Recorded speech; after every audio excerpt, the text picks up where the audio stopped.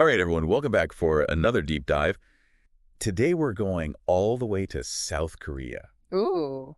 We're Yeah. talking about President Yoon Seok-yol All right. and this whole thing with martial law. Yeah, what a wild story. I know. I mean, to think that, in a country like South Korea, Right, we're talking about a pretty well-established democracy. right. I mean, they had their struggles, obviously, Yeah. going way back. Sure.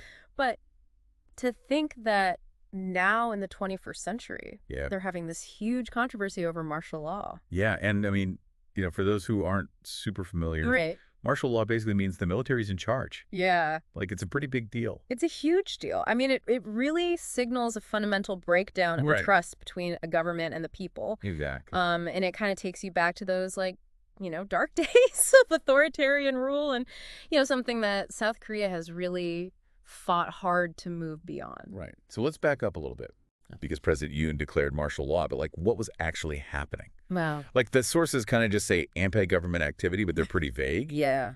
What was so bad that he felt he had to do that? That is the million-dollar question, right? Right. I mean, while the specifics of what exactly this activity was, Uh-huh. remain a little bit murky, I think the reaction that it provoked is really telling. Okay. I mean, even members of his own party. Right. The People Power Party. The People Power Party. Yeah, they voiced some pretty serious concerns about it. Yeah. And of course, the opposition Democratic Party Right. was completely opposed to it. And not only that, right, the entire South Korean parliament This is the crazy part. voted to lift martial law. I mean, unanimously. Unanimously. That just doesn't happen. Yeah, that never happens. Especially with something this serious. Right. So what does that tell us? I mean, it really underscores how serious the situation was. It's like this giant no from every corner of the political spectrum, Like everybody's saying this is not okay. Wow. And, it really speaks to this commitment Yeah. that the parliament has, to uphold democratic principles in the Constitution, Right. which, by the way, explicitly states that the president has to listen to parliament when it comes to martial law. Okay.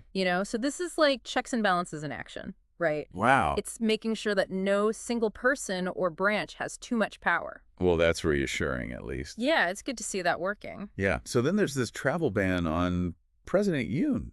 Yeah. I mean, you never hear about a sitting president getting a travel ban. You're telling me, I mean, What's going on there? that is incredibly rare. It's a drastic measure. Right. And it really highlights how seriously the Justice Ministry is taking these accusations. Yeah. I mean, they're basically saying, we need you here Wow. to cooperate with this investigation. Yeah. And then things get even crazier when the Democratic Party starts impeachment proceedings. Oh, yeah. I mean, accusing President Yoon of abuse of power.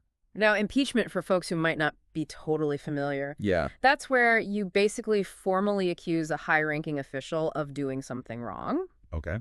and, potentially remove them from office. Right.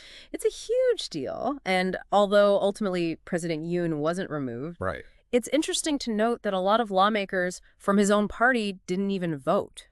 They just didn't show up. They just sat it out. Yeah. So he survived, but was it really a victory?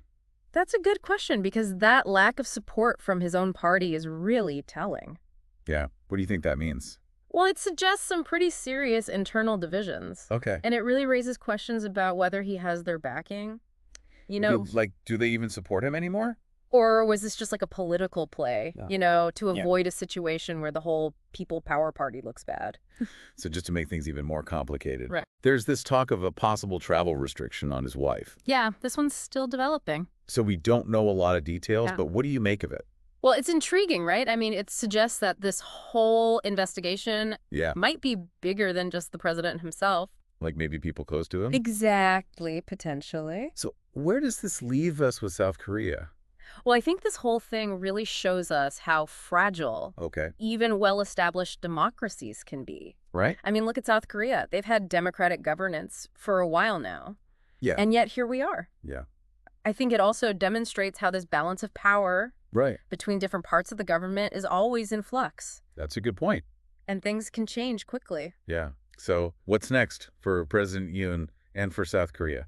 That's the big question, isn't it? It is. I mean, can he bounce back from this? Politically, I mean. Yeah, exactly. I mean, will his opponents see this as a sign of weakness, Right. and try to push for more? Yeah.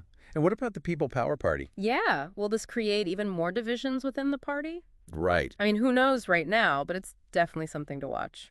And what about South Korea's place on the world stage? Yeah. How will this affect their international relationships? Right. And their influence abroad? So many questions. I know, but I guess we'll have to wait and see how it all plays out. Well, thanks for diving deep into this with me today. Of course. Always a pleasure. And for everyone listening, thanks for joining us on another deep dive. We'll see you next time. See you next time.